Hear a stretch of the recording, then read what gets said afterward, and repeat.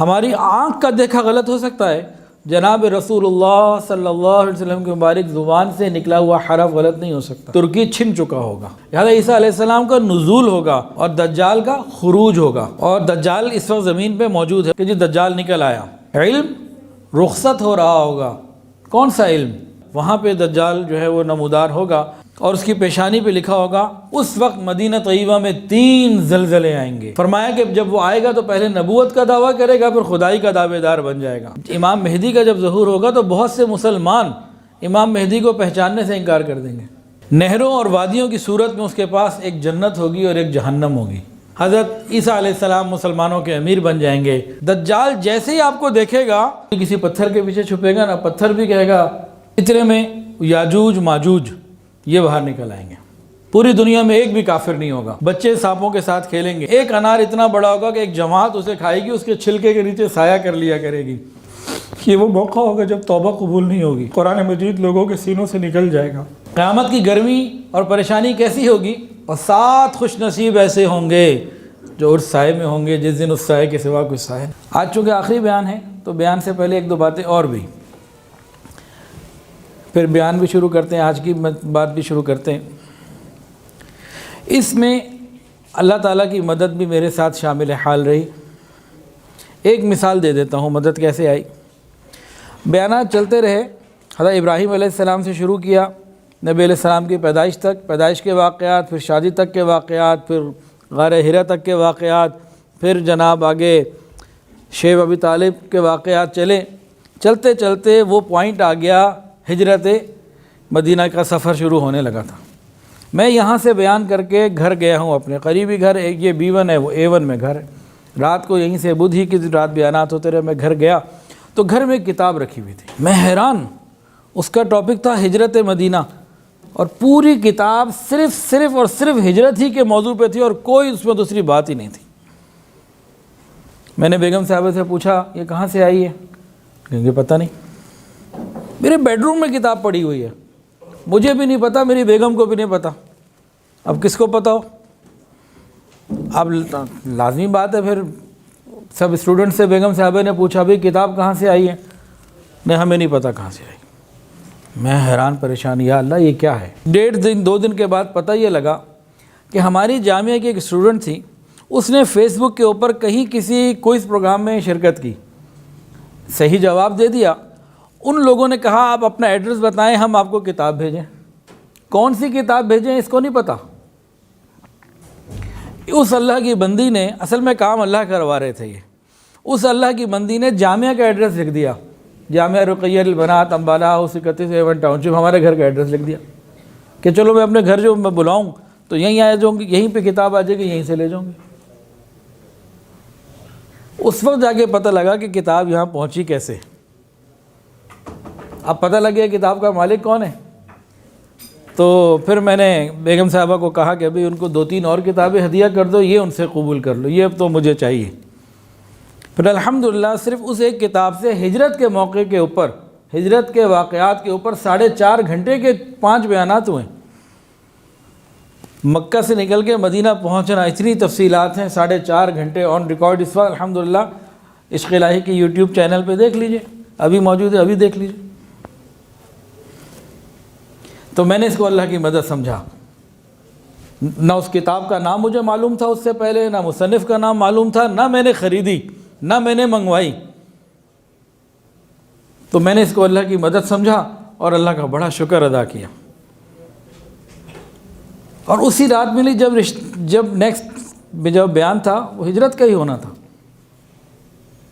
تو اس طرح کی اور بہت ساری چیزیں الحمدللہ، یہ شوق بڑھانے کے لیے بتا رہا ہوں، اللہ کی نعمت کا اظہار ہے، اللہ کا کرم ہے الحمدللہ۔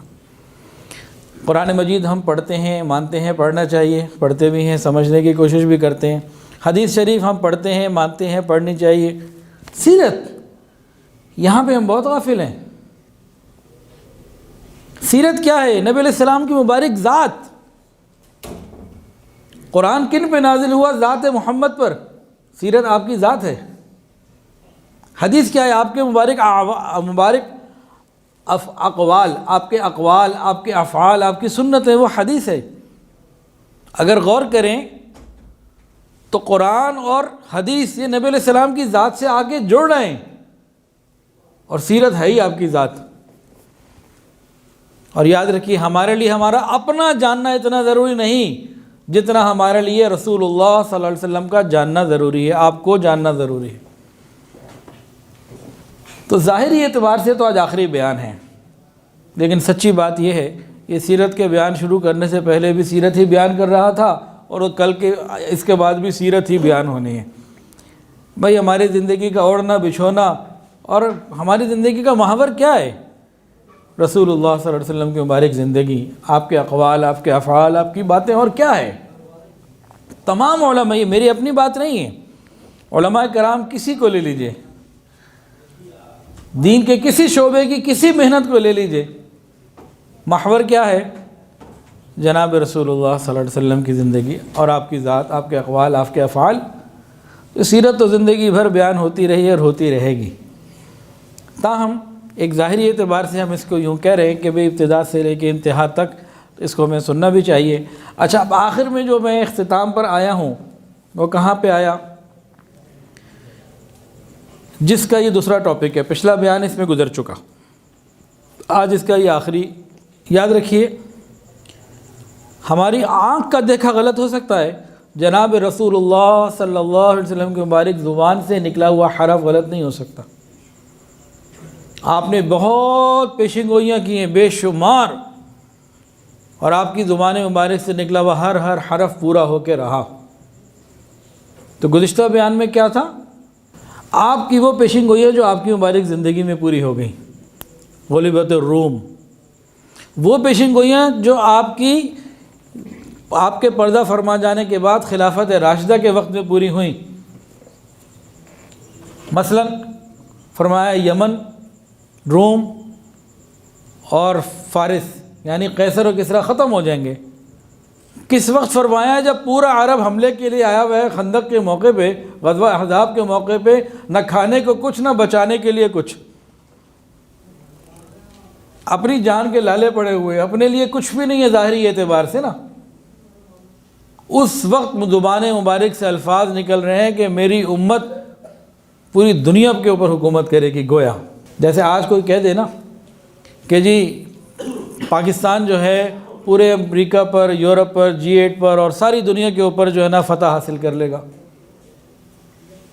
تو بظاہر ابھی مشکل نظر آئے گا نا، لیکن ہمارے پاس تو پھر بھی ایٹم بم ہے، آرمی ہے، بہت کچھ اللہ کی دین ہے، وہاں تو کچھ بھی نہیں تھا۔ تو ان حالات میں یہ کہہ دینا وہ پورا ہوا۔ پھر کچھ چیزیں ایسی تھیں جو خلافت راشدہ کے لے کے آج تک پوری ہو چکی ہیں۔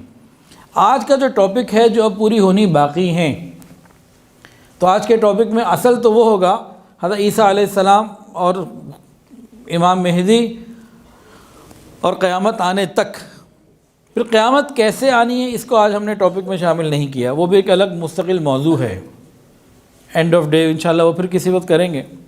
اور آخر میں تھوڑا سا ہم بات کریں گے کہ قیامت کے دن کی پیشن گوئیاں جو بہت ساری ہیں، بے شمار ہیں، ان میں سے چند ایک کو ہم برکت کے طور پہ پڑھ لیں گے، تاکہ آج کے نوجوان کو یقین آ جائے کہ ہمارے محبوب نے جو کچھ کہا وہ حق اور سچ ہے، جو کچھ کہا وہ پورا ہوا اور ہو کر رہے گا۔ اب ہم علامات قیامت میں جو بالکل قریب زمانے کی ہیں، محسوس تو ہوتا ہے کہ بس آ گیا۔ اب میں احادیث پڑھتا جاؤں گا اور ساتھ ساتھ جہاں ضرورت ہوگی کو مناسب سی تشریح کرتا جاؤں گا۔ ہم اس کو ایک ترتیب سے سنتے رہیں، سیکھتے رہیں، اور اللہ سے عافیت مانگیں، یا اللہ ہمارے ایمانوں کی حفاظت فرما، ہم پر ہماری ہمت اور طاقت سے زیادہ بوجھ مت ڈالنا، ہمیں آسانیاں عطا فرما۔ آج کی پہلی حدیث سن لیجئے۔ قیامت سے پہلے ایسے بڑے بڑے واقعات اور حالات پیش آئیں گے، لوگ ایک دوسرے سے پوچھیں گے کیا اس کے بارے میں تمہارے نبی نے تمہیں کچھ بتایا ہوا ہے؟ یعنی نبی علیہ السلام فرما رہے ہیں کہ قیامت کے قریب لوگ پوچھیں گے بھائی بتاؤ حدیثوں میں کیا کیا آیا۔ اب ہم یہ جستجو تو رکھتے ہیں، یہ پیشن گوئی بھی پوری ہو گئی۔ آج علامات قیامت کے اوپر ہر آدمی بڑا توجہ دیتا ہے کہ بھائی کیا ہوگا، تو یہ بات تو پوری ہو گئی نا۔ اب مسئلہ کیا ہے، ہم کون سی معلومات حاصل کریں اور کہاں سے حاصل کریں، اس پہ بڑا ڈیپینڈ کرتا ہے۔ ہم علماء حق سے معلوم کریں، مدرسوں میں جا کے، مسجد میں جا کے، ان کی صحبت میں بیٹھ کے، یا پھر اگر جانے کا وقت نہیں ہے تو پھر بحالت مجبوری انٹرنیٹ کے اوپر مستند علماء کے جو چینلز ہیں، ان کے جو بیانات ہیں، ان تک محدود رہیں۔ یہ ہماری ذمہ داری ہے۔ فرمایا کہ 30 بڑے بڑے کذاب دجال آئیں گے، جن میں سب سے بڑا جو آخری ہوگا وہ کانا ہوگا، وہ دجال اکبر ہوگا جس نے ابھی آنا ہے۔ فرمایا کہ حضرت عیسیٰ علیہ السلام کے نزول تک میری ایک جماعت حق کے لیے لڑتی رہے گی، جہاد کرتی رہے گی، اور کسی مخالفت کی دنیا میں کبھی پرواہ نہیں کرے گی۔ کچھ ہوں گے ایسے جو ہمت والے، حوصلے والے ہوں گے، لگے رہیں گے، چلتے رہیں گے، اور اس جماعت کے جو آخری امیر ہوں گے وہ امام مہدی ہوں گے،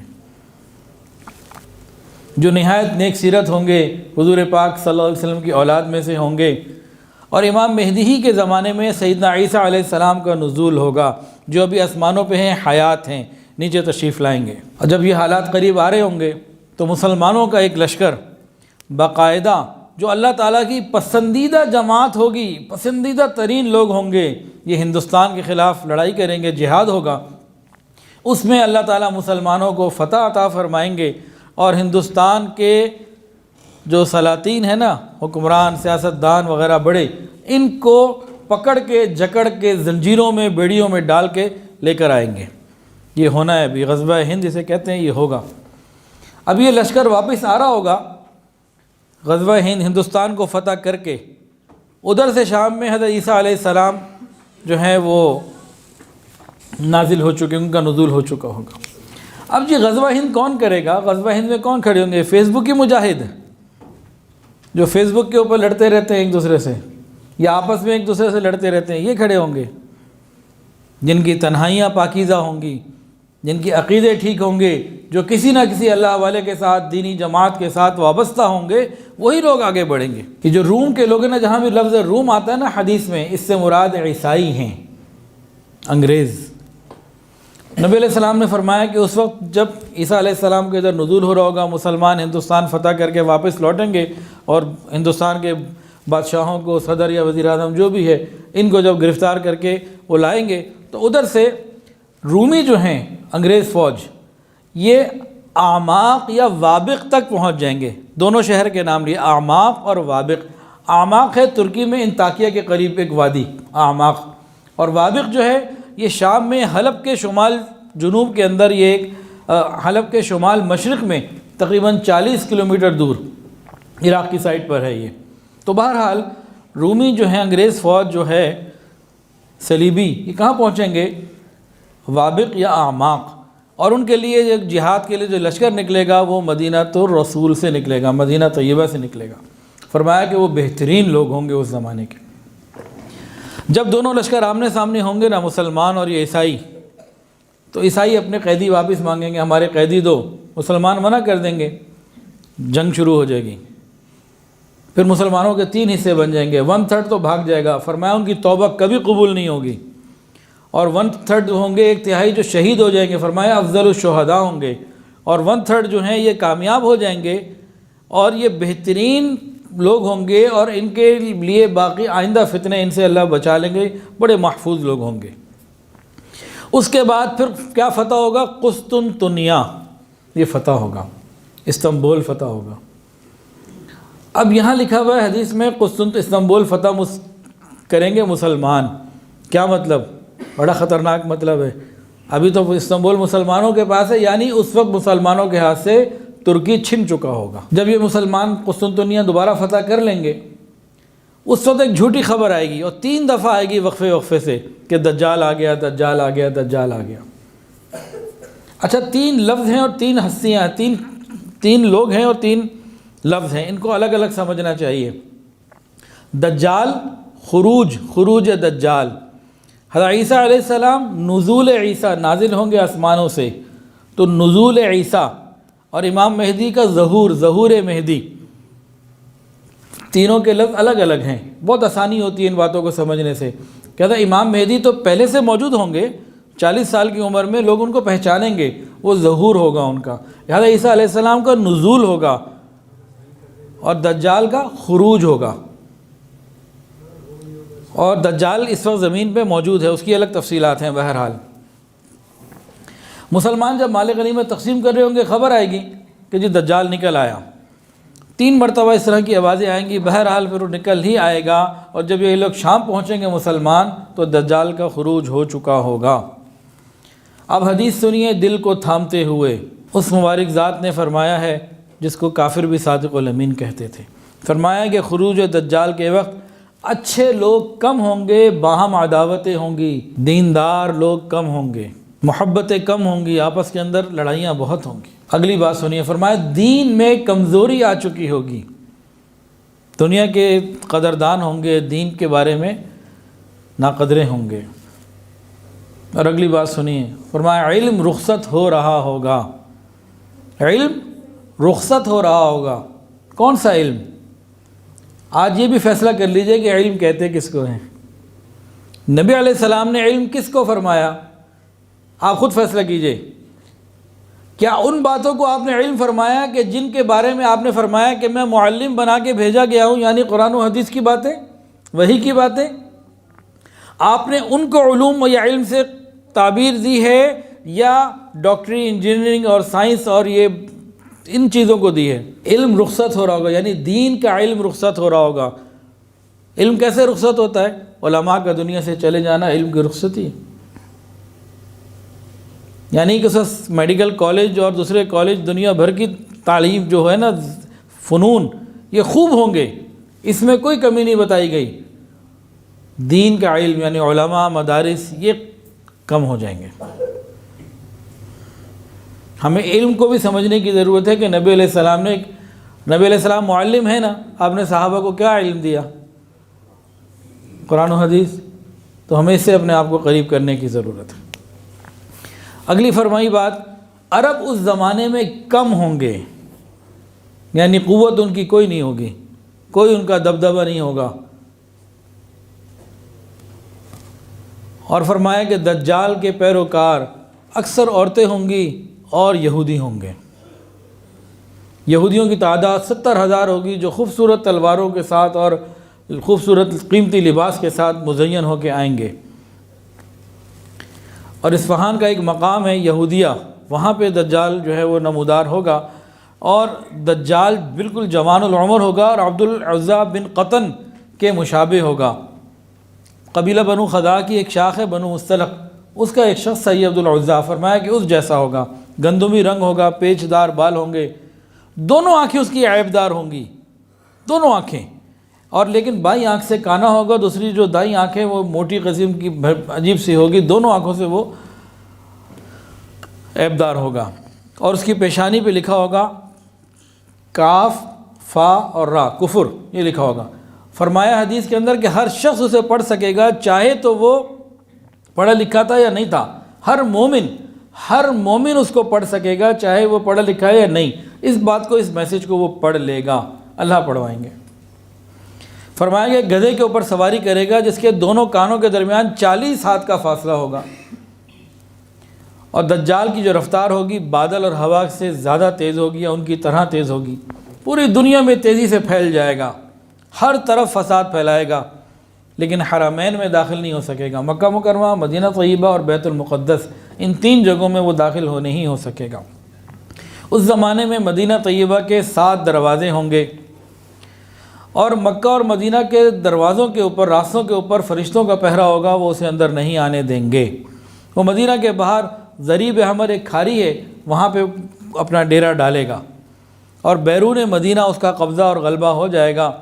اس وقت مدینہ طیبہ میں 3 زلزلے آئیں گے، اور ان زلزلوں سے ڈر کے جتنے منافق مرد عورت ہوں گے مدینہ سے باہر نکل جائیں گے اور دجال کے لشکر میں شامل ہو جائیں گے، اور مسلمانوں مدینہ طیبہ کے اندر صرف خالص ایمان والے رہ جائیں گے، کوئی منافق نہیں ہوگا، اور اس دن کو یوم نجات کہا جائے گا۔ اب دجال جب پریشان ہوگا تو غصے کی حالت میں واپس آئے گا۔ یہ دجال کا فتنہ جو ہے نا، حضرت آدم علیہ السلام سے لے کے نبی کریم صلی اللہ علیہ وسلم تک ہر نبی نے دجال کے فتنے سے، ڈر سے اپنی قوم کو، اپنی امت کو ڈرایا ہے، اور حضور پاک صلی اللہ علیہ وسلم نے اپنی امت کو دجال کے بارے میں جتنی انفارمیشن دی ہیں، یہ کسی اور نبی نے اپنی امت کو نہیں دی۔ بہت تفصیلات سے آپ نے آگاہ کیا. یہ کیا ہے؟ یہ حضور پاک صلی اللہ علیہ وسلم کی رحمت ہے، آپ کی رحمت للعالمین کا صدقہ ہے کہ آپ نے ایک ایک بات کے بارے میں ہمیں تفصیل بتائی. فرمایا کہ جب وہ آئے گا تو پہلے نبوت کا دعویٰ کرے گا، پھر خدائی کا دعوے دار بن جائے گا. بہت عرصہ پہلے میں نے ایک جگہ پڑھا تھا، اس وقت یقین نہیں آتا تھا مجھے، حیران تھا یہ کیسے کر رہے ہیں بات. انہوں نے لکھا امام مہدی کا جب ظہور ہوگا تو بہت سے مسلمان امام مہدی کو پہچاننے سے انکار کر دیں گے. میں نے کہا یہ ہو ہی نہیں سکتا ہے، کیسے ہو سکتا ہے مسلمان ہو اور امام مہدی کا انکار کر دیں؟ ہو سکتا ہے؟ ہو ہی نہیں سکتا. لیکن آج یقین آ چکا کہ انہوں نے صحیح لکھا تھا، کہ ہماری ذہن سازی ایسی کر دی جا رہی ہے کہ ہم علماء سے دور ہوتے جا رہے ہیں. ایک اور حدیث کے اندر آتا ہے کہ امام مہدی کو کون پہچانے گا؟ وقت کے قطب ابدال، نیک لوگ پہچانیں گے. اب جو نیکوں کے علماء کے قریب ہوگا تو وہی بتائیں گے نا ان کو، اور جو ان نیک لوگوں سے اور اللہ والوں سے دور ہوگا وہ تو پھر دجال کا بھی انکار کر دے گا میڈیا کے پروپیگنڈے میں آگے. جنگ میں حضرت کے خلیفہ ہیں شیخ الحدیث حضرت مولانا حبیب اللہ صاحب دامت برکاتہم، یہاں تشریف لاتے رہتے. ان کے پاس ایک صاحب آئے، کہنے لگے حضرت یہ تو بتائیے دجال جو آئے گا، امام مہدی جو آئیں گے ان کا مسلک کون سا ہوگا؟ چھیڑنے کے لیے آتے نا، ان کا مسلک کون سا ہوگا؟ حنفی ہوں گے، دیوبندی ہوں گے، شافعی ہوں گے، مالکی ہوں گے، کیا ہوں گے؟ تھوڑا سا بتائیں تو صحیح. تو حضرت نے جواب دیا، فرمایا کہ جو بھی ہوگا، جو بھی مسلک ہوگا، ہوں گے وہ مولوی جن سے تمہیں دوری ہے. جو بھی مسلک ہوگا ہوں گے وہ مولوی ہی، اور سارا کچھ وہ وہی بتائیں گے جو حضور صلی اللہ علیہ وسلم نے بتایا ہے، وہی کریں گے جو علماء نے کیا ہے. علماء کیا کرتے ہیں؟ جو نبی علیہ السلام کا طریقہ ہے. یہاں حق بات کی بات ہو رہی ہے، غلطی تو کسی سے ہو سکتی ہے. تو امام مہدی کو پہچانے گا کون؟ جو نیک اور دیندار لوگوں کے ساتھ وقت گزارتا ہوگا. بہرحال جی، دجال کا فتنہ بہت بڑا ہوگا. حدیث کے اندر آتا ہے اس کے بعد غذا کا بہت بڑا ذخیرہ ہوگا. زمین کے پوشیدہ خزانوں کو حکم دے گا تو وہ باہر نکل آئیں گے، اس کے ساتھ ساتھ ہو چلیں گے. مادر ذات اندھے کو ٹھیک کر دے گا. اللہ تعالیٰ اس کے ساتھ شیاطین بھیجے گا جو لوگوں سے باتیں کریں گے. چنانچہ وہ ایک دیہاتی کو کہے گا اگر میں تیرے ماں باپ کو زندہ کر دوں تو مجھے رب مان لے گا؟ کہے گا ہاں ٹھیک کرو کہ دکھاؤ میرے ماں باپ کو زندہ، میں تجھے رب مان لوں گا. اتنے میں پھر وہ دو شیاطین آئیں گے، اور ایک ماں کی شکل میں ہوگا، ایک باپ کی شکل میں ہوگا، اور دونوں کہیں گے بیٹا میں تمہاری ماں ہوں، میں تمہارا باپ ہوں، اس کو رب مان لو. کتنا بڑا فتنہ ہوگا، اللہ ہماری حفاظت فرمائے. دجال کے ساتھ دو فرشتے بہت خوبصورت نبیوں کی شکل میں ہوں گے، اور وہ دجال کی تکذیب کر رہے ہوں گے، لیکن لوگوں کو یوں محسوس ہوگا کہ گویا تصدیق کرتے پھر رہے ہیں. یہ بھی ایک بہت بڑا فتنہ ہوگا. حدیث کے اندر آتا ہے جو شخص دجال کی تصدیق کرے گا، اس کو اپنا امام رہبر مان لے گا، وہ کافر ہو جائے گا، پچھلی زندگی کے سارے اعمال ختم. اور جو اس کا انکار کر دے گا اس کے سارے گناہ معاف ہو جائیں گے. اس کا ایک عظیم فتنہ یہ ہوگا کہ جو لوگ اس کی بات مان لیں گے نا، ان کی زمینوں پہ بارشیں ہوں گی، ان کی زمینوں سے جناب کھیت نکلیں گے، سبزے نکلیں گے، چیزیں آ رہی ہوں گی. اور جو بات نہیں مان رہے ہوں گے وہاں قحط سالی ہوگی، وہاں کھانے پینے کو بھی نہیں مل رہا ہوگا. گویا کہ اس وقت جو دجال کی مان رہا ہوگا ان کے پاس روٹیاں بھی ہوں گی، بوٹیاں بھی ہوں گی، اور جو دجال کا انکار کر رہا ہوگا وہ سخت ترین فقر، فاقے اور تنگی اور مشقت میں مبتلا ہوں گے. اور حضرت عیسیٰ علیہ السلام کے سوا کسی کے اوپر یہ قوت اور قدرت نہیں ہوگی کہ دجال کو مار سکے. ایسا وہ ہوگا. نہروں اور وادیوں کی صورت میں اس کے پاس ایک جنت ہوگی اور ایک جہنم ہوگی. جس کو وہ کہے گا میری جنت ہے، حقیقت کے اندر وہ آگ ہے. جس کو کہے گا یہ میری آگ ہے، حقیقت کے اندر وہ جنت ہوگی. جو اس کی جنت میں جائے گا وہ جہنم میں پہنچا، آگ میں پہنچا. جو اس کی جہنم میں جائے گا وہ جنت میں داخل ہوا. اور جو شخص اس کی آگ میں گرے گا اس کو اجر و ثواب یقینی ہوگا اور بڑھ جائے گا، گناہ معاف ہو جائیں گے. اتنی باتیں بتانے کے بعد حضور صلی اللہ علیہ وسلم نے مجھے اور آپ کو اپنی امت کو دجال سے بچنے کا ایک آسان طریقہ بھی بتایا۔ دیکھیں فتنے کتنے بڑے ہیں اور بچنے کا طریقہ اتنا ہی آسان۔ اتنے بڑے بڑے فتنے، اس کے لیے بھی تیاری کیسی ہونی چاہیے، کتنی آرمی تیار کریں، کون سی جناب ایئر فورس تیار کریں اور کون سی جو ہے نیوی تیار کریں، کیا کیا تیار کریں، ذرا سوچیں۔ آقا نامدار حضرت محمد مصطفیٰ سرکار مجتبیٰ صلی اللہ علیہ وسلم نے بہت آسان طریقہ بتا دیا۔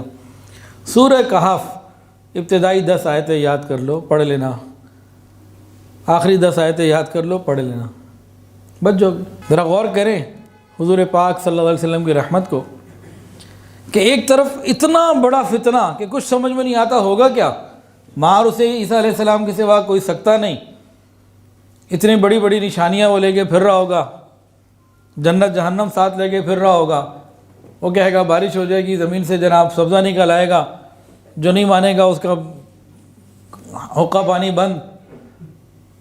بچاؤ کا طریقہ قرآن مجید کی تلاوت، سورہ کہف کی تلاوت۔ سورہ کہف ہمیں چاہیے کہ ہر جمعے کو پڑھا کریں، مکمل سورت، یہ ہمارے لیے حفاظت بنے گی۔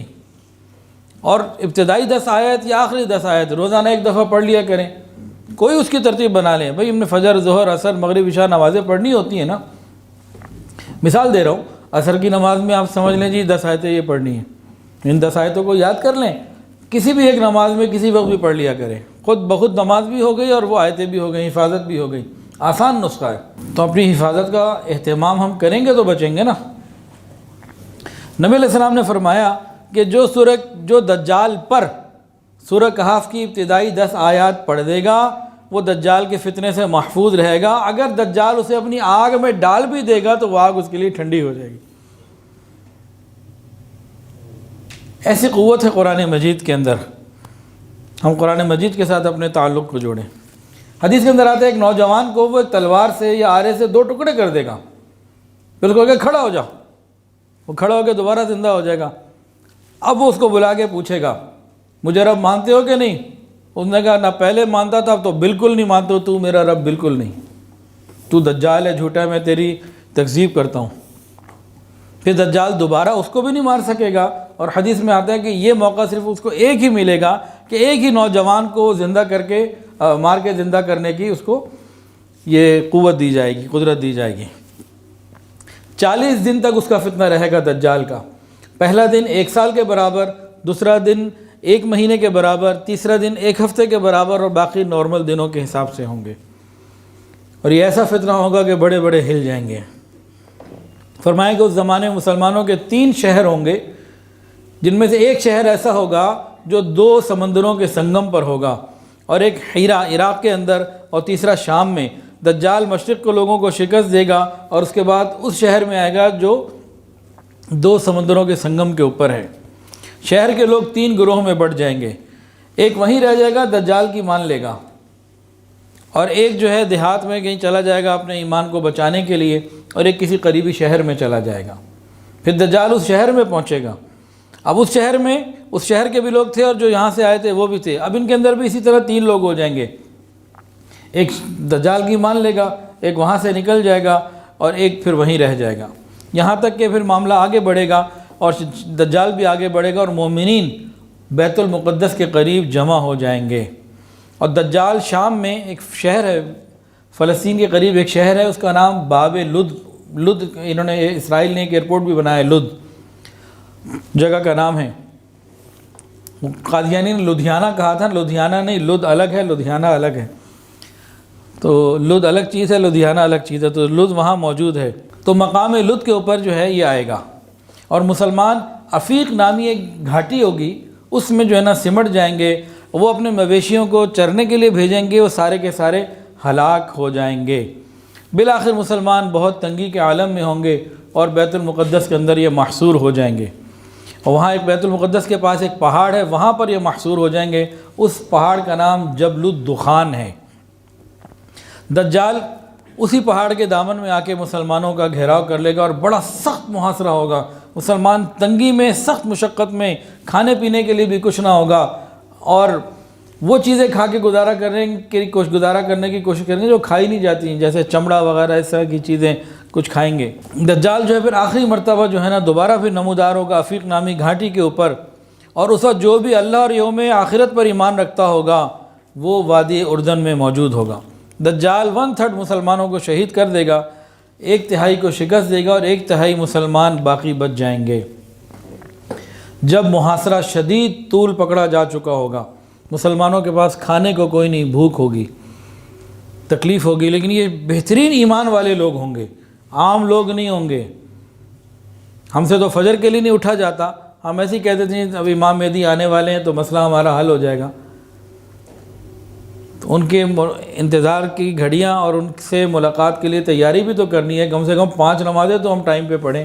تو شکر ہے کہ 1947 سے پہلے یہ واٹس ایپ اور سوشل میڈیا نہیں تھا، ورنہ ہمارے آج کل کے جیسے نوجوان ہیں اس زمانے میں یہ لکھتے رہتے کہ انگریز چلے جا یہاں سے، ہندوستان خالی کر دے، تو انگریز نے نہیں جانا تھا۔ جیسے آج دنیا میں جہاں جہاں کافروں کا قبضہ ہے، ہمارے واٹس ایپ اور ٹویٹ سے تو وہ نہیں جانے لگے۔ تو بہرحال بڑا تنگی کا اور بڑی پریشانی کا عالم ہوگا، مسلمانوں کی بہت بڑی تعداد شہید ہو چکی ہوگی، یا مسلمانوں کی بہت بڑی تعداد دجال کے ساتھ کھڑی ہو چکی ہوگی ایمان کی کمزوری کی وجہ سے۔ وہ مقابلہ نہیں کر سکیں گے اتنی تکلیفوں کا، اور مسلمان بیت المقدس کی طرف سمٹے ہوئے ہوں گے، حتیٰ کہ اس وقت پھر امام مہدی کہیں گے مسلمانوں اب ڈر کس بات کا ہے، فیصلہ کن تیاری کرو، صبح جب دروازہ کھولیں گے آر یا پار، یا شہید ہو جائیں گے یا پھر اللہ ہمیں فتح عطا کر دیں گے، بس اب جو ہونا تھا اس سے زیادہ اب کیا ہونا ہے، اب صبح جو ہے تیاری بالکل آخری بات ہوگی۔ مسلمانوں کی تعداد تھوڑی ہوگی، ان کی تعداد زیادہ ہوگی، ان کے پاس تنگیاں بھی ہوں گی، بھوک بھی ہوگی۔ اب رات بڑی گزر رہی ہوگی، حتیٰ کہ فجر کی اذان ہوگی، اس کے بعد اقامت بھی امام مہدی کے لیے کہی جا چکی ہوگی، اور یہ طے کر چکے ہوں گے کہ فجر کے بعد ہم نے باہر نکلنا ہے، دروازے کھولیں گے، اس کے بعد شہادت ہے یا فتح ہے، اور اب مزید کچھ نہیں رہا، حوصلہ نہیں رہا، مزید کوئی اور بات نہیں رہی کہ مزید محصور رہیں، اب بس ڈو اور ڈائی، بس کب کام اس طرح سے ہوگا۔ اتنے پوائنٹ تک تو ان کو لے کے جایا جائے گا امام مہدی اور ان کے ساتھیوں کو۔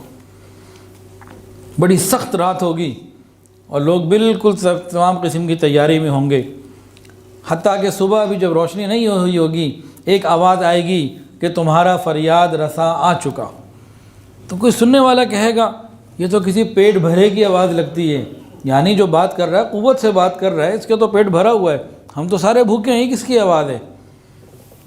قرض فجر کی نماز کے بعد حضرت عیسیٰ علیہ السلام کا نزول ہوگا، 2 فرشتوں کے کندھوں کے اوپر ہاتھ رکھے ہوئے ہوں گے اور نیچے تشریف لائیں گے، اور آپ مشہور صحابی حضرت عروہ ابن مسعود رضی اللہ عنہ کے بالکل مشابہ ہوں گے، ملتے جلتے ہوں گے، قد و قامت درمیانہ ہوگا، رنگ سرخ و سفید ہوگا، بال شانوں تک جو ہیں وہ ہوں گے سیدھے اور چمکدار ہوں گے، جیسے غسل کر کے ابھی آئے ہیں، سر جھکائیں گے تو سر سے موتیوں کی طرح پانی ٹپکے گا، اور ہلکے زرد رنگ کے 2 کپڑے پہنے ہوئے ہوں گے، اور جس جماعت میں آپ کا نزول ہوگا وہ اس زمانے کی بہترین صالح اور نیک ترین لوگوں کی جماعت ہوگی۔ لوگ پوچھیں گے آپ کون ہیں، آپ اپنا پورا تعارف کروائیں گے، اور پھر دجال اور حالات کے بارے میں باقاعدہ تبادلہ خیالات اور بات چیت ہوگی، اور اس وقت مسلمانوں کے امیر امام مہدی ہوں گے جن کا ظہور پہلے ہو چکا تھا، جو پہلے ہو چکا۔ حضرت عیسیٰ علیہ السلام دمشق کے مشرقی سمت میں جو مسجد کے بارے میں آتا ہے کہ غالباً اس مسجد کا ایک مینارہ ہے، اس کے اوپر جو ہے وہ آئیں گے اور ان کا نزول ہوگا۔ یہاں ایک اور عجیب بات، آسمانوں سے جب آئیں گے نا تو فرشتوں کے اوپر ہاتھ رکھا ہوگا، آ جائیں گے، وہ ان کو مینارے پہ اتار دیں گے۔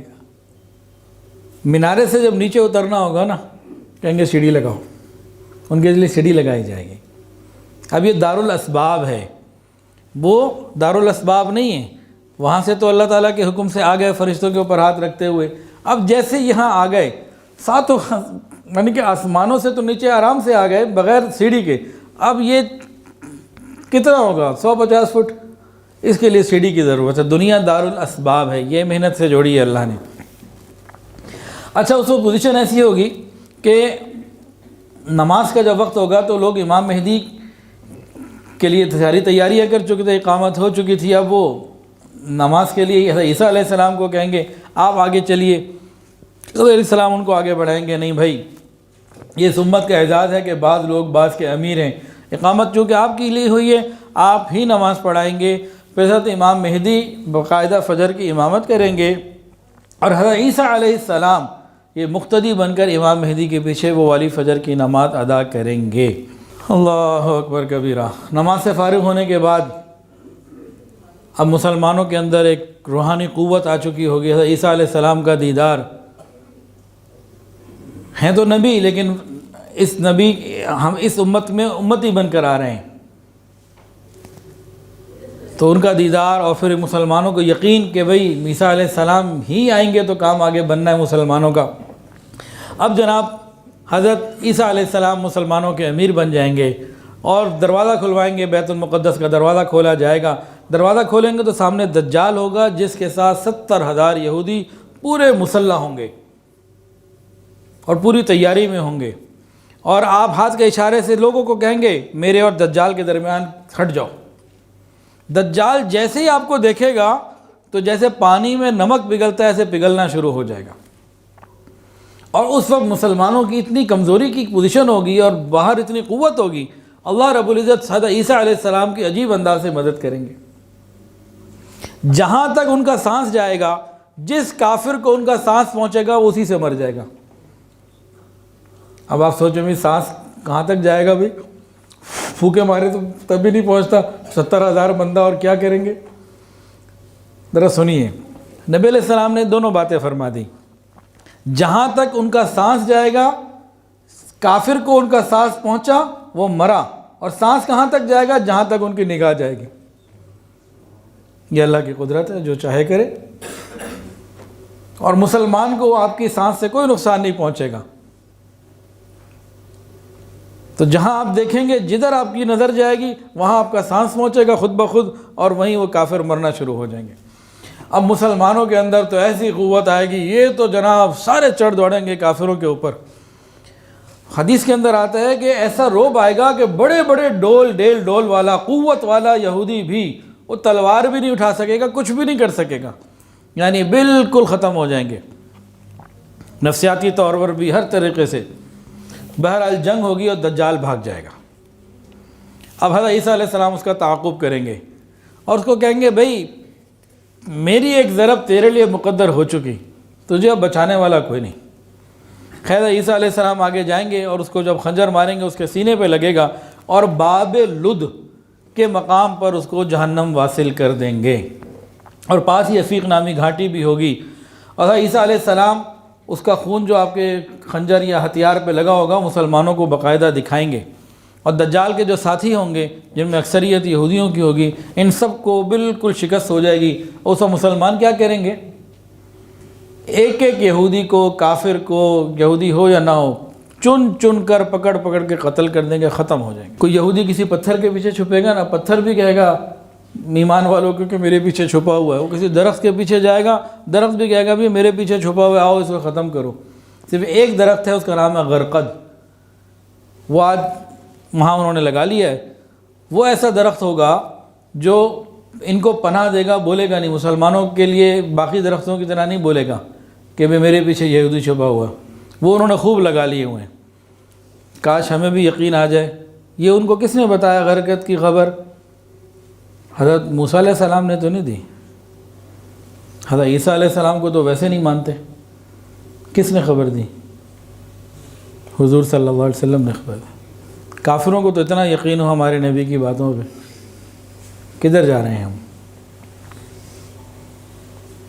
اور شام میں، فلسطین میں، ان خوبصورت علاقوں میں، جو ان وادیوں میں جو درخت ہیں، ایسے ایسے خوبصورت درخت ہیں، ان درختوں میں اگر غرقد کے درخت کو دیکھا جائے تو ایسا خبیث قسم کا، بالکل جیسے کوئی جہنم کا نمونہ ہو، اتنی خوبصورت وادی میں اتنا بدنما اور بدصورت درخت، اس کی شکل سے بھی آج بھی کوئی دیکھ لے نا اس کو تو یقین آپ دیکھ لیجئے گا، اس نظر سے بھی کبھی دیکھیں اس کو۔ بہرحال ہر درخت اور پتھر بولے گا ہمارے پیچھے کافر ہے، یہودی ہے، مارو۔ اچھا باقی جتنے عیسائی ہوں گے نا، یہ حضرت عیسیٰ علیہ السلام کو دیکھتے ہی سارے کلمہ پڑھ کے مسلمان ہو جائیں گے، حضرت عیسیٰ علیہ السلام صلیب کو توڑ دیں گے اور دنیا کے اندر جتنے خنزیر ہیں، سور، ان سب کو ختم کر دیں گے۔ دجال تو قتل ہو چکا ہوگا، عیسائی سارے مسلمان ہو چکے ہوں گے۔ اب جتنے بھی مسلمان دائیں بائیں ادھر ادھر دنیا میں تھے نا، وہ سب کوشش کریں گے چلو جو عیسیٰ علیہ السلام کی زیارت بھی ہو، دیدار بھی ہو، اور آپ سب کو تسلیاں دیں گے، خوشخبریاں دیں گے اور دلاسے دیں گے۔ لوگ اپنے اپنے وطن میں واپس پہنچ جائیں گے، پاکستان والے پاکستان آ جائیں گے اور افریقہ والے افریقہ چلے جائیں گے۔ یہ تو میں مثال دے رہا ہوں، یہ حدیث میں نہیں ہے پاکستان اور افریقہ کا لفظ، لیکن مسلمانوں کی ایک جماعت مستقل آپ کی صحبت میں رہے گی۔ حضرت عیسیٰ علیہ السلام مقام فج الروحات تشریف لے جائیں گے، پھر حج کریں گے یا عمرہ کریں گے یا دونوں ادا کریں گے۔ حضرت عیسیٰ علیہ السلام بھی روضہ رسول پہ کھڑے ہو کے صلاۃ و سلام پیش کریں گے۔ لوگ امن اور چین کی زندگی گزار رہے ہوں گے، اتنے میں یاجوج ماجوج یہ باہر نکل آئیں گے۔ یاجوج ماجوج ایک قوم ہے اور حضرت نوح علیہ السلام کی نسل میں سے ہے، یافس ابن نوح کی نسل میں سے ہے۔ یہ لوگ، ان کے لیے نا ذوالقرنین جو بادشاہ تھے، ایک باقاعدہ دیوار بنائی ہے اور اس دیوار کے پیچھے یہ ہیں۔ یہ دیوار کو ختم کرنے کی کوشش کرتے رہتے ہیں، چاٹنے کی، گرانے کی، توڑنے کی، بہرحال باہر نکلنے کی مستقل کوشش میں۔ تو حدیث میں اس طرح کی بات آتی ہے کہ یہ کوشش میں لگے رہتے ہیں اور کچھ کام بھی کر لیتے ہیں۔ رات کو جاتے ہیں، اچھا جی اگلے دن باقی آ کے کر لیں گے، انشاءاللہ نہیں کہتے۔ آتے ہیں تو صبح دوبارہ اسی طرح کا معاملہ ہوتا، وہ پھر محنت کرتے ہیں، پھر رات کو کہتے ہیں اچھا جی کل کر لیں گے، انشاءاللہ تعالیٰ پھر نہیں کہتے۔ یہ وہ موقع آئے گا کہ جب وہ گرا چکے ہوں گے، جب اللہ نے ان کو نکالنا ہوگا، وہ کہیں گے انشاءاللہ تعالیٰ باقی ہم کل کر لیں گے۔ اب جب کل آئیں گے نا تو اتنا ہی ہوگا جتنا وہ چھوڑ کے گئے تھے۔ اب یہ جب نکلیں گے، اللہ اکبر کبیرہ، تو یاجوج ماجوج کا مقابلہ کرنے کی کسی کے اندر کوئی ہمت اور قوت نہیں ہوگی۔ مسلمانوں حضرت عیسیٰ علیہ السلام کوہ طور کی طرف جمع کر لیں گے اور یاجوج ماجوج اتنی تیزی سے نکلیں گے کہ بس ایسا لگے گا ہر بلندی سے نیچے پھسلتے ہوئے نیچے گر رہے ہیں۔ شہروں کو رون ڈالیں گے، زمین میں جہاں پہنچیں گے تباہی مچا دیں گے، اور جس پانی پہ گزریں گے پانی پی کے ختم کر دیں گے۔ حتیٰ کہ حدیث میں آتا ہے کہ وہ جب نکلیں گے تو ان کا جو جیسے لشکر ہے، بہت بڑی تعداد، آگے والے ایک سمندر میں پہنچیں گے، وہ پانی پینا شروع کر دیں گے۔ پیچھے والے جب پہنچیں گے نا اس کنارے پہ، کہیں گے پانی بھی کبھی تھا، یعنی اگلے والے ہی پانی نہیں چھوڑیں گے، اور بالآخر یاجوج ماجوج ساری زمین کے اوپر غلبہ کر لیں گے۔ کہیں گے اچھا اب ہم آسمان والوں سے لڑیں گے۔ طاقت کے نشے میں ایسے ہی ہوتا ہے نا، پھر اچھا اب آسمان والوں سے لڑیں گے۔ مسلمان بڑے پریشان، غذائی قلت اور تکلیفیں ہوں گی۔ حضرت عیسیٰ علیہ السلام سے درخواست کریں گے، حضرت عیسیٰ علیہ السلام یاجوج ماجوج کے لیے پھر بددعا کریں گے۔ اللہ تعالیٰ پھر ان کی گردنوں اور کانوں میں ایک کیڑا پہ یعنی بیماری پیدا کر دیں گے، وائرس سمجھ لیجیے آج کل کی زبان میں، ان سب کو بیماری سے ختم ہو جائے گا، پھوڑا نکلے گا، ختم ہو جائیں گے، جسم ان کے پھٹ جائیں گے اور فوری طور پر سارے ہلاک ہو جائیں گے۔ اب عیسیٰ علیہ السلام تشریف تو لائیں گے زمین پہ لوگوں کے ساتھ، جو پہاڑ پہ گئے ہوئے تھے نیچے تشریف لائیں گے، ادھر لاش بھری ہوئی ہے اور بدبو اور پریشانی اور سانس لینا بھی مشکل، مسلمان بڑے پریشان ہوں گے۔ حضرت عیسیٰ علیہ السلام سے درخواست کریں گے، حضرت عیسیٰ علیہ السلام پھر اللہ تعالیٰ سے دعا کریں گے، اللہ تعالیٰ ہوا بھی بھیجیں گے اور لمبی لمبی گردنوں والے بڑے بڑے پرندے بھیجیں گے جو ان کو اٹھا کے لے جائیں گے، سمندروں میں پھینکیں یا جہاں اللہ کا علم ہے اللہ چاہیں گے وہاں پھینک دیں گے۔ اس کے بعد اللہ رب العزت بارش برسائیں گے جو زمین کو بالکل صاف ستھرا کر دے گی اور زمین اپنی اصلی حالت میں بالکل واپس آ جائے گی۔ اب جو دور سننے میں آئے گا نا، اب جو حدیثیں سنا رہے ہیں، حضرت عیسیٰ علیہ السلام کے نزول کے بعد، دجال کے قتل ہونے کے بعد، یاجوج ماجوج کے آنے اور واپس چلے جانے کے بعد، جب یہ بارش ہو چکی ہوگی، زمین بالکل پاک صاف ہو چکی ہوگی، اب جو وقت ہوگا نا بڑا عجیب ہی وقت ہوگا، بڑا مزیدار۔ پوری دنیا میں ایک بھی کافر نہیں ہوگا، ایک بھی نافرمان نہیں ہوگا، ایک بھی بے نمازی نہیں ہوگا، ایک بھی غریب نہیں ہوگا، سب ایک دوسرے کی خیر خواہی کرنے والے ہوں گے، سب اللہ کے فرما بردار ہوں گے۔ جب سارا معاشرہ ایک دوسرے کا خیر خواہ ہو جائے، بدنیت کوئی نہ رہے، ایک دوسرے سے محبت کرنے والا ہو، نفرت کرنے والا کوئی نہ رہے، سب ایک اللہ کو پکارنے والے ہوں، شرک و بدعات والا کوئی نہ رہے، پھر کیسی برکتیں آتی ہیں؟ پھر یہ اس امت کا یہ والا حصہ ان برکتوں کو محسوس کرے گا، دیکھے گا جو صحابہ کرام کے زمانے میں اللہ نے صحابہ کو برکتیں دی تھیں۔ نوعیتوں کا کچھ فرق ضرور ہے، لیکن اللہ نے صحابہ کو جو برکتیں دکھائی ہیں نا، وہ اس کے بعد والے آج تک کسی کو نہ ملی، ان کو اس کا کچھ اثر ملے گا۔ وہ کیا ہوگا ذرا سنیے۔ حضرت عیسیٰ علیہ السلام ایک عادل حکمران کی حیثیت سے ہوں گے، اور حضور صلی اللہ علیہ وسلم کے خلیفہ کی حیثیت سے وہ زمین کے اوپر کام کریں گے، قرآن و حدیث پر عمل بھی کرنے والے ہوں گے، اسی کے قانون کے مطابق حکومت کرنے والے ہوں گے، لوگوں کو قرآن و حدیث پہ چلائیں گے، نمازوں کی امامت خود کروایا کریں گے، اور 40 سال تک، نزول کے بعد 40 سال تک آپ کا قیام رہے گا۔ اسلام کے دور اول کے بعد یہ بہترین دور اس امت کا ہے۔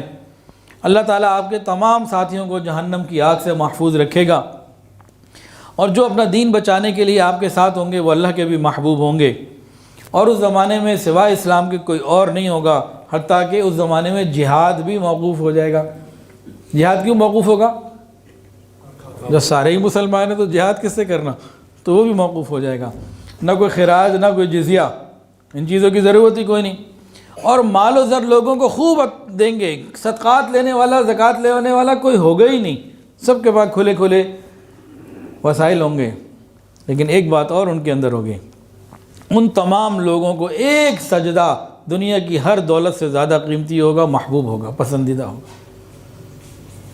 آج بھی ہم سجدے سے محبت کرنے والے بن جائیں، دنیا کا اللہ خود بھی عطا فرما دے۔ ہر قسم کی دینی اور دنیاوی برکات کا نزول ہوگا، پوری دنیا کے اندر امن ہوگا، اطمینان ہوگا۔ 7 سال تک کسی دو بندوں کے درمیان کوئی لڑائی، عداوت، خرابی، گڑبڑ کچھ نہیں۔ بخل، حسد، کینہ، انتقام کی آگ، اس قسم کی ساری چیزیں نکل جائیں گی سینوں سے۔ 40 سال تک پھر نہ کسی کا انتقال ہوگا، نہ کوئی بیمار ہوگا۔ ہر زہریلے جانور کا زہر نکال لیا جائے گا، سانپ اور بچھو بھی کسی کو تکلیف نہیں دیں گے۔ یہ خیال ان بات کو سنتے ہوئے پڑھتے ہوئے آیا، جب مسلمان یا انسان ایک دوسرے کو تکلیف نہ دینا، یہ ایک دوسرے کو تکلیف دینا چھوڑ دیں تو سانپ بچھو بھی چھوڑ دیں گے۔ ہمارے برے اثرات شاید وہاں پہنچتے ہیں۔ بچے سانپوں کے ساتھ کھیلیں گے، یہاں تک کہ بچہ اگر سانپ کے منہ میں ہاتھ بھی دے دے گا تو اسے ڈنک نہیں مارے گا، اور درندے بھی بچوں کو کچھ نہیں کہیں گے۔ آدمی شیر کے پاس بھی جائے گا تو شیر بھی نقصان نہیں پہنچائے گا۔ کوئی بچی شیر کے منہ میں ہاتھ ڈال کے دانت بھی گننا چاہے، دیکھنا چاہے، کھول کے دیکھنا چاہے، وہ کر سکے گی، کچھ مشکل نہیں ہوگا۔ اونٹ شیروں کے ساتھ، چیتے گائے کے ساتھ، جو بھیڑیے بکریوں کے ساتھ چرا کریں گے۔ بھیڑیا بکریوں کی حفاظت کے لیے ایسے نظر آئے گا جیسے کتے ریوڑ کی حفاظت کرتے ہیں۔ زمین کی پیداواری صلاحیت اتنی بڑھ جائے گی، اتنی زرخیزی ہوگی، پتھر کے اندر بھی اگر بیج ڈال دیا جائے تو وہاں سے بھی کچھ نکل آئے گا، اتنی زرخیزی ہوگی۔ ہل چلائے بغیر بھی بے حساب گندم ہوگی۔ ایک انار اتنا بڑا ہوگا کہ ایک جماعت اسے کھائے گی، اس کے چھلکے کے نیچے سایہ کر لیا کرے گی۔ دودھ میں اتنی برکت ہوگی کہ ایک اونٹنی کا دودھ پورے قبیلے کے لیے کافی ہو جائے گا، اور ایک بکری کا دودھ برادری کے لیے کافی ہوگا۔ غرض حضرت عیسیٰ علیہ السلام کے نزول کے بعد زمین اپنی برکتوں کو، یہ کیا ہے؟ وَلَوْ أَنَّ أَهْلَ الْقُرَىٰ آمَنُوا وَاتَّقُوا لَفَتَحْنَا عَلَيْهِمْ بَرَكَاتٍ مِّنَ السَّمَاءِ وَالْأَرْضِ۔ جب دیس بستی والے نیکی تقوی کو اختیار کر لیں گے، فسق و فجور اور شرک اور کفر ہوگا ہی کوئی نہیں، تو پھر زمین اپنی برکتوں کو اور آسمان بھی اپنی برکتوں کو نکالے گا۔ حضرت عیسیٰ علیہ السلام دنیا میں آئیں گے، آپ کی شادی ہوگی، آپ نکاح کریں گے، آپ کی اولاد بھی ہوگی، اور نکاح کے بعد 19 سال آپ جو ہیں وہ زندہ رہیں گے۔ پھر حضرت عیسیٰ علیہ السلام کی وفات ہو گئی، مسلمان نماز جنازہ پڑھیں گے، اور قبیلہ بنو تمیم کے ایک شخص کو جن کا نام مقعد ہے، ان کو حضرت عیسیٰ علیہ السلام اپنا خلیفہ بنا کے جائیں گے۔ پھر مقعد جو ہے ان کا بھی انتقال ہو جائے گا، اور حدیث کے مطابق حضرت عیسیٰ علیہ السلام کی مبارک قبر کہاں بنے گی؟ روضہ رسول صلی اللہ علیہ وسلم پر۔ 3 قبریں وہاں پہلے موجود ہیں، ایک نبی کریم صلی اللہ علیہ وسلم کی، اور 2 خلفائے راشدین کی، اور چوتھی کی جگہ خالی ہے۔ بعض جگہ نا نبی علیہ السلام کی قبر مبارک کی تصویریں انٹرنیٹ پر اور ادھر ادھر دیکھی ہیں۔ ایک جگہ تو میں نے ایک مدرسے میں دیکھی، کہا یہ کیا ہے؟ کہ جی مزار ہے، مزار مبارک ہے۔ میں نے کہا خدا کا خوف کرو، وہاں تو 5 کونی دیوار بنا دی گئی ہے، اندر کوئی جا ہی نہیں سکتا، دروازہ بھی کوئی نہیں ہے، ایسا کچھ نہیں ہے۔ بہت ساری غلط چیزیں انٹرنیٹ پہ ملتی ہیں، تو وہ دروازہ تو اس کو نکالا جائے گا اس دیوار میں سے، اور حضرت عیسیٰ علیہ السلام کو کے لیے وہاں قبر مبارک پھر کھودی جائے گی، بنائی جائے گی، اور وہاں 3 قبریں جو ہیں وہ کچی ہیں، پھر ان کی قبر بھی کچی بنائی جائے گی۔ تو عیسیٰ علیہ السلام کے وفات کے بعد بس اب قیامت کا معاملہ بہت قریب۔ زمین میں دھس جانے کے 3 واقعات ہوں گے، ایک مشرق میں، ایک مغرب میں اور ایک جزیرۃ العرب میں۔ ایک خاص دھواں ظاہر ہوگا جو لوگوں کے اوپر چھا جائے گا۔ مومنین کو تو زکام ہوگا اس سے، لیکن کافروں کو ایسا لگے گا جیسے انہیں آگ پر بھون دیا گیا۔ اور یہ ہمارا سورج جو روز مشرق سے نکلتا ہے، یہ روز نکلنے سے پہلے اللہ سے اجازت مانگتا ہے، غروب ہونے کے بعد اگلے دن صبح نکلنے سے پہلے اجازت مانگتا ہے، اس کو اجازت ملتی ہے باہر آ جاتا ہے۔ اس دن کیا ہوگا؟ اپنے معمول کے مطابق یہ مغرب میں غروب ہو جائے گا، صبح نکلنے کی اجازت مانگے گا، اس کو اجازت نہیں مل رہی ہوگی۔ لوگ رات لمبی ہوتی چلی جائے گی، لوگ حیران ہو جائیں گے، رات ختم نہیں ہو رہی ہوگی، لوگ پریشان ہوں گے، جانور پریشان ہو جائیں گے، پوری نظام سمجھ سے باہر ہوگا، کیا ہو گیا، یہ سورج کیوں نہیں نکل رہا؟ اور پھر جب سورج کو مشرق سے نکلنے کی اجازت نہیں ملے گی اس دن، یہ پھر واپس مغرب کی طرف سے جہاں سے غروب ہوا تھا وہاں سے نکلے گا۔ یہ وہ موقع ہوگا جب توبہ قبول نہیں ہوگی، اس کے بعد توبہ کا دروازہ بند کر دیا جائے گا۔ ابھی دروازہ کھلا ہوا ہے، ہم فائدہ اٹھا لیں، اللہ تعالیٰ معاف کرنے کے لیے تیار ہے، کاش ہم اپنے گناہوں کی معافی مانگ لیں۔ پھر توبہ کا دروازہ بند کر دیا جائے گا۔ پھر ایک جانور نکلے گا صفا پہاڑی کے نیچے سے، دابۃ الارض اس کا نام ہے۔ مختلف جانوروں سے سر اور اس کا جو حلیہ جسم جو ہوگا وہ مختلف جانوروں کے اوپر مشتمل ہوگا، اور یہ لوگوں سے باتیں کرے گا، اور یہ بہت بڑی نشانی ہوگی۔ دابۃ الارض کو دیکھ کر کافر ایمان لانا چاہیں گے، ان کے ایمان کو قبول نہیں کیا جائے گا۔ پھر ایک آگ نکلے گی یمن کی طرف سے، جو لوگوں کو محشر کے میدان، قیامت کے میدان پہ لے جائے گی۔ ایک روایت کے مطابق شام کے علاقے میں وہ میدان ہوگا، اور تمام مومنین کو ملک شام میں جمع کر دے گی۔ حضرت عیسیٰ علیہ السلام کے خلیفہ مقعد کی موت کے بعد 30 سال بھی نہ گزرنے پائیں گے کہ قرآن مجید لوگوں کے سینوں سے نکل جائے گا، کتابوں سے نکل جائے گا۔ آج ہمارے پاس وقت ہے، ہم اللہ کے قرآن کو پڑھیں، ایک وقت آئے گا یہ اٹھا لیا جائے گا، اس کے الفاظ سینے سے بھی اٹھا لیے جائیں گے اور سفینوں سے بھی، یعنی کاغذوں سے بھی اٹھا لیے جائیں گے۔ پہاڑ اپنے مرکزوں سے ہٹ جائیں گے، اس کے بعد روح قبض کی جائے گی، ایک خوشگوار ہوا آئے گی جو تمام مومنین کی روح قبض کر لے گی۔ دنیا میں کوئی مومن باقی نہیں رہے گا، صرف بدترین اشرار الناس، غلیظ ترین بے حیا قسم کے لوگ موجود ہوں گے، جو گدھوں کی طرح کھلے عام جمع کیا کریں گے۔ حدیث کے اندر آتا ہے سور جو ہے نا حضرت اسرافیل علیہ السلام کے ہاتھ میں، اور ساتھ ان کو کہا گیا ہوا ہے، ان کو پاس انسٹرکشنز ہیں کہ جب زمین کے اوپر کوئی بولے اللہ، 40 سال تک تم نے رکنا ہے، سور نہیں پھونک سکتے، 40 سال رک رہے۔ پھر کسی نے کہا اللہ، اب 40 سال نئے سرے سے شروع۔ تو جب تک زمین پہ اللہ اللہ اللہ کہا جاتا رہے گا، قیامت نہیں آ سکتی۔ جب یہ آخری مومن بھی اللہ کا نام لینے والا زمین سے چلا جائے گا، پھر 40 سال ایسے گزریں گے کہ زمین پہ اللہ کا نام نہیں لیا جائے گا۔ تو جب زمین پہ اللہ کا نام نہیں لیا جائے گا، پھر اس کو ختم کر کے اس کی بساط کو لپیٹ دیا جائے گا۔ پھر قیامت کی ہولناکیاں، وہ ایک الگ تفصیلات ہے اس کی، تو وہ سب ہوں گے۔ قیامت کا دن قائم ہو جائے گا، ساری مخلوق ختم ہو جائے گی، انسان بھی، جنات بھی، فرشتے بھی، سب کو موت آئے گی۔ صرف للہ الواحد القہار، وہ ایک ذات ہے جو حی لا یموت ہے، وہ باقی رہے گی۔ پھر قیامت کا دن بھی ہوگا۔ اب یہ وہ پیشن گوئیاں ہیں جو نبی علیہ السلام نے بتائیں۔ اب میں چند منٹوں میں ان پیشن گوئیوں کا خلاصہ کے ذکر کر رہا ہوں جو قیامت کے دن ہوں گی، جو میں اور آپ دیکھیں گے۔ یہ والی تو ہم دیکھیں نہ دیکھیں پتہ کوئی نہیں، لیکن یہ جو بتانے لگا ہوں یہ میں بھی دیکھوں گا، آپ بھی دیکھیں گے، سب کو نظر آئے گی۔ شہید اپنی قیامت کے دن کی باتیں سن لیجئے۔ شہید اپنی قبر سے جب اٹھے گا تو خون ٹپک رہا ہوگا۔ حالت احرام میں فوت ہو جانے والا حاجی یہ تلبیہ کہتے ہوئے اٹھے گا۔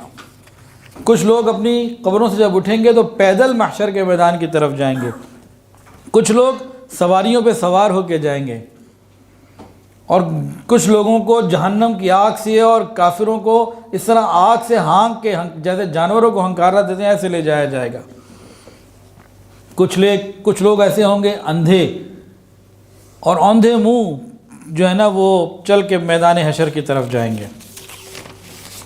اللہ تعالیٰ ساری مخلوق کو میدان حشر میں جمع کر لے گا، کوئی باقی نہیں بچے گا، ساری مخلوق جمع ہو جائے گی، سب کو دوبارہ زندگی دی جائے گی، اور میدان حشر میں سب لوگ ننگے ہوں گے، بھوکے ہوں گے، پیاسے ہوں گے، دھوپ میں ہوں گے۔ جس نے دنیا میں کسی کو پانی پلایا ہوگا اللہ اسے وہاں پانی پلائے گا، جس نے دنیا میں کسی کو کپڑا پہنایا ہوگا اللہ وہاں اسے کپڑا پہنائے گا، جس نے دنیا میں کسی کو اللہ کے لیے کھلایا پلایا ہوگا اللہ وہاں اسے کھلائے گا پلائے گا۔ تو تیاری کرنی چاہیے نا ہمیں اس موقع کی۔ قیامت کی گرمی اور پریشانی کیسی ہوگی کہ تمام لوگ یہ تمنا کر رہے ہوں گے، یا اللہ قیامت کے دن کی پریشانی ہم سے ہٹا لے، چاہے جہنم میں ڈال دیں۔ یہ فریاد ہوگی اول اللہ تعالیٰ سے، اور جتنے بھی گناہ گار ہوں گے ان کے چہرے سیاہ ہوں گے قیامت کے دن۔ لیکن کچھ ایسے لوگ بھی ہوں گے بڑے مزے میں ہوں گے۔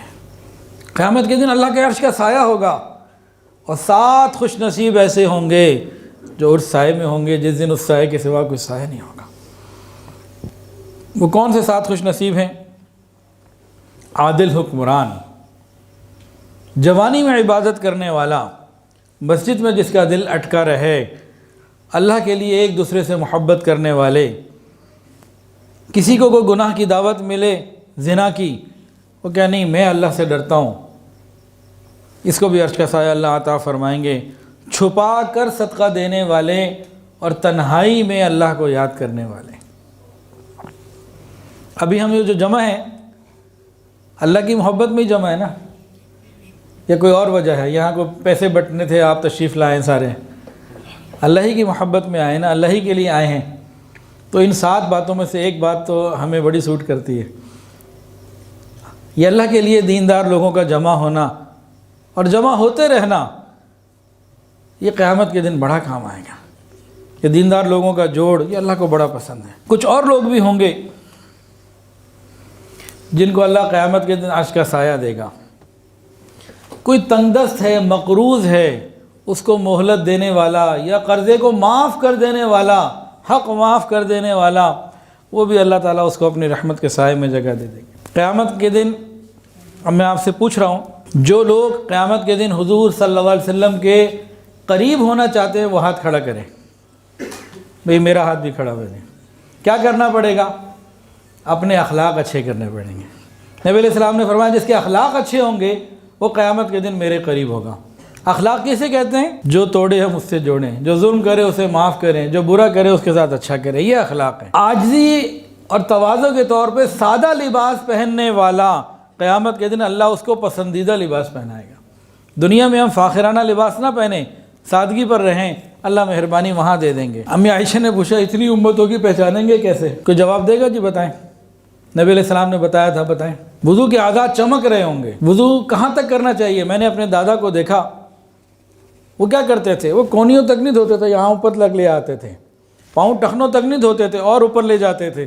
نیت کیا ہوتی تھی؟ جہاں تک پانی پہنچے گا وہاں قیامت کے دن چمک بھی تو وہ رہے ہوں گے۔ تو وضو کے اعضاء پابندی سے جب ہم وضو کر رہے ہوں گے تو یہ قیامت کے دن یہ اعضاء چمک رہے ہوں گے، اور حضور صلی اللہ علیہ وسلم ہمیں پہچانیں گے۔ وضو کرتے ہوئے یہ نیت بھی کبھی کر لے کہ اللہ میں وضو کر رہا ہوں، میرے اس وضو کو قبول فرما لیجئے، اور قیامت کے دن ان اعضاء پہ وہ چمک عطا کر دیجئے کہ امتی کے طور پر میں پہچانا جاؤں۔ وضو اتنی بڑی نعمت ہے کہ امتی کے طور پر میں پہچانا جاؤں، کہ نبی علیہ السلام پہچان لیں۔ قیامت کے دن اللہ تعالیٰ اسے عزت ضرور دیں گے جو کسی مصیبت زدہ کی مصیبت کو دور کرے گا، اور اس کو بھی عزت دیں گے جو لوگوں کے عیبوں پہ پردہ ڈالے گا۔ تو یہ تو قیامت کے دن کی اعمال کی باتیں ہو گئیں۔ اب گناہوں کے بارے میں بھی تھوڑی سی بات ہو جائے۔ جن کے پاس مال ہوگا، سونا چاندی نقد، اور یہ زکوٰۃ ادا نہ کرتے ہوں گے تو اسی مال سے ان کے جسموں کو داغا جائے گا۔ کچھ لوگ ہوتے ہیں ان کے پاس اونٹ، گائیں، بیل، جانور ہوتے ہیں، وہ ان کی زکوٰۃ نہیں نکالتے، ان کے جسموں کو نہیں داغا جائے گا، انہی جانوروں کو ان کے اوپر مسلط کر دیا جائے گا قیامت کا دن 50,000 سنہ، 50,000 سال کا دن ہوگا، وہی جانور 50,000 سال تک اپنے قدموں سے اپنے اس کو روندا کریں گے اپنے مالک کو۔ تو یہ قیامت کے دن ہونا ہے۔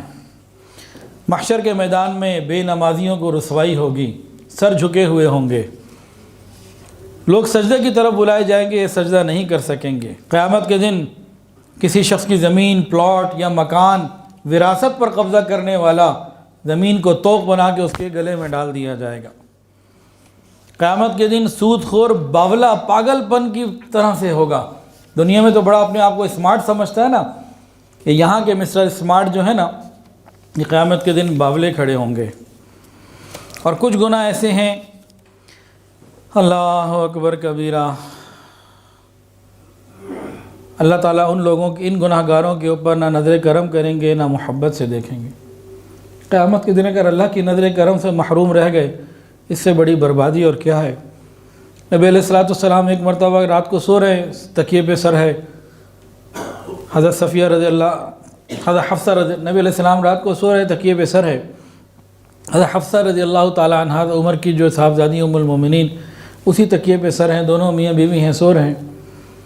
ان کو سوتے سوتے تکیے کا گیلا پن محسوس ہوا، آنکھ کھلی، دیکھا تکیہ گیلا کیوں ہے، تو غور کیا تو حضور پاک صلی اللہ علیہ وسلم کی باریک آنکھوں سے آنسو جاری ہے، اتنی تواتر کے ساتھ ہے کہ تکیہ گیلا ہو گیا۔ ساتھ بندہ سو رہا ہے، اس نے اس کو محسوس کیا، آنکھ کھل گئی۔ پوچھا یا رسول اللہ ما یبکیک، آپ کیوں روتے ہیں؟ دیکھو تو صحیح تمہارا بھائی صحن میں کیا پڑھ رہا ہے، کلا بل ران علی قلوبہم ما کانوا یکسبون۔ عبداللہ ابن عمر رضی اللہ عنہ تہجد پڑھ رہے تھے اور اس آیت کو بار بار پڑھ رہے تھے کہ قیامت کے دن جب حجاب آ جائے گا اور اللہ تعالیٰ ان کو نہیں دیکھیں گے، نبی علیہ السلام نے فرمایا کیسی محرومی کا وہ وقت ہوگا، دن ہوگا۔ تو ان لوگوں کے لیے کتنی محرومی کا وہ دن ہوگا جو ان اعمال میں گرفتار ہیں۔ سنیے، اللہ تعالیٰ ان گناہ گاروں، اس طرح کے گناہ گار لوگوں کے اوپر قیامت کے دن نظر کرم نہیں کریں گے۔ کون؟ ٹخنوں سے نیچے کپڑا لٹکانے والا۔ آج مردوں کے ٹخنے ڈھکے ہیں، عورتوں کے ننگے ہیں۔ یہاں ٹخنے ڈھک بھی لیے اور قیامت کے دن اللہ کی نظر کرم نہ ہوئی، کیا فائدہ ایسے ٹخنے ڈھکنے کا؟ میں آپ کو وہ بتا چکا ہوں کہ نبی علیہ السلام نے غزوہ خندق میں بھی جو زبان سے بات نکالی نا، وہ پوری ہو کے رہی تھی، اور قیامت کے دن تو نبی علیہ السلام پوری پوزیشن میں ہوں گے۔ وہاں تو ظاہری طور پر اس وقت پوزیشن مسلمانوں کی کمزور تھی، کافر قوت میں تھے، لیکن قیامت کے دن تو نبی علیہ السلام کی پوزیشن ہوگی۔ ہر نبی نفسی نفسی کہہ دیں گے، صرف نبی علیہ السلام ہی ہیں جو فرمایا کہ لوگ میرے پاس آئیں گے، فانطلقوا، میں چل پڑوں گا اللہ کی طرف۔ تو نبی علیہ السلام کی بات اللہ نے زمین پہ پوری کی، وہاں پوری نہیں ہوگی۔ تو تین طرح کے ایسے لوگ ہیں قیامت کے دن نظر کرم نہیں ہوگا، اللہ تعالیٰ کی نظر کرم نہیں ہوگی۔ نمبر 1 ٹخنوں سے نیچے کپڑا لٹکانے والا، نمبر 2 احسان جتلانے والا، نمبر 3 جھوٹی قسم کھا کر مال سودا بیچنے والا یا اپنی بات کو آگے بڑھانے والا، جھوٹی قسمیں کھانے والا۔ تو گزشتہ بیان اور آج کے بیان میں جو عنوان اصل تھا وہ یہی ہے کہ آپ کی مبارک زبان سے جو نکلا وہ پورا ہو کے رہے گا۔ ہمیں اس پہ یقین کرنے کی ضرورت ہے۔ یقین کرنے کے لیے آپ کی زندگی کی پیشن گوئیاں، آپ کی جو زندگی میں پوری ہوئیں وہ، اور اس کے بعد جو پوری ایک ایک کو ہم غور کر لیں، ہر بات جب پوری ہوئی تو یہ کیوں پوری نہیں ہوگی، یہ بھی پوری ہو کے رہے گی۔ ہمارا ایمان ہے۔ الحمدللہ رب العالمین وصلی اللہ علی النبی الامی الکریم۔ ربنا ظلمنا انفسنا وان لم تغفر لنا وترحمنا لنکونن من الخاسرین۔ اللہ ہم آپ کے عاجز مسکین بندے ہیں، اللہ ظاہر میں بندے حقیقت میں نہایت ہی گندے ہیں، یا اللہ ہمارے دلوں کی گندگیوں کو دور فرما، رب کریم سینوں کو اپنی محبت سے لبریز فرما، خطاؤں سے درگزر فرما، عیبوں کی پردہ پوشی فرما، ہمیں دین کی محنت کرنے کے لیے قبول فرما، رسول اللہ صلی اللہ علیہ وسلم کی امت پر رحم فرما، یا اللہ امت کے نوجوانوں پر رحم فرما، امت کی عورتوں پر رحمت فرما، یا اللہ ہمیں حیا اور پاک دامنی عطا فرما، حضور صلی اللہ علیہ وسلم تو حیا والے تھے، اللہ ہمیں بھی حیا نصیب فرما، پاک دامنی عطا فرما، نبی کریم صلی اللہ علیہ وسلم نے اپنی ذات کے لیے کبھی کسی سے بدلہ نہیں لیا، معاف کیا، اللہ ہمیں بھی دوسروں کو معاف کرنے کی توفیق عطا فرما، آمین یا رب العالمین، آمین برحمتک۔ ویڈیو کے نیچے سبسکرائب کے بٹن پہ کلک کریں، بیل کے آئیکن پہ کلک کیجئے تاکہ ہر نئی ویڈیو کی نوٹیفیکیشن آپ کو مل جائے۔